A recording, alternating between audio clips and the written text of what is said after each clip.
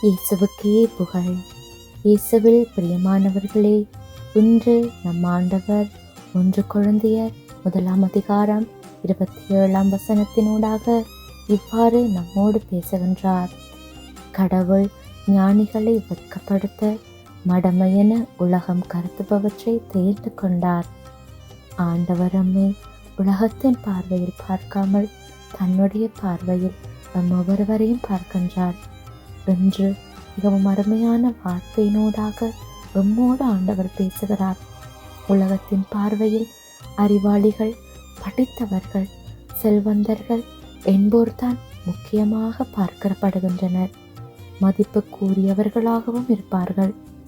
ஆனால் எம்மை உருவாக்கி உயிர் கொடுத்த தகப்பன் முட்டாள்கள், படிப்பறிவு இல்லாதோர், ஒன்றுக்குமே உதவாது என்று தள்ளினவர்களைத்தான் நேசிக்கின்றார், தேர்ந்தெடுத்திருக்கின்றார்.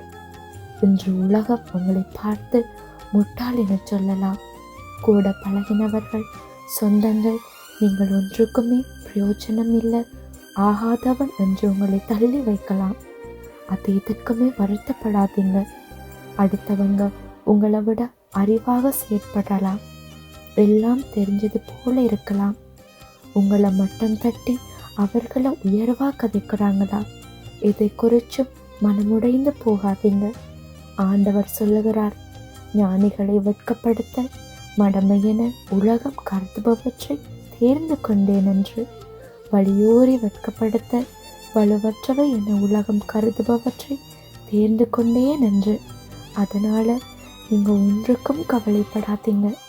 எதுவுமே தெரியாது என்று உங்களை பார்த்து யார் யாரெல்லாம் நினைத்தார்களோ, ஏளனமாக சிரித்தார்களோ, அவர்கள் கண் முன்பாகவே ஆண்டவர் உங்களை உயர்த்த போகிறார். ஆண்டவர் முன்னிலையில பெருமை பாராட்ட விரும்பும் எவரையுமே அவர் தேர்ந்து கொள்ள மாட்டார். இன்று இந்த வார்த்தையை கேட்டுக்கொண்டிருக்கிற உங்களில் அநேக பேரை ஆண்டவர் தம்முடையவராக தேர்ந்து கொண்டிருக்கிறார். அதற்காக அவருக்கு நன்றி கூறுவோமா? அவருடைய கிருபையால நம் ஒவ்வொருவரையும் அவர் நிரப்பி இருக்கிறார். அவருக்கு உகந்த பாத்திரமாக நம்மை மாற்றி இருக்கின்றார். ஆண்டவருக்கு முழு மனத்தோடு நன்றி கூறுவோம். இதை விசுவசிக்கிறீங்களா? முழு மனத்தோடு ஆமேன் சொல்லுங்க. இயேசுவின் நாமத்தினாலே ஆமேன்.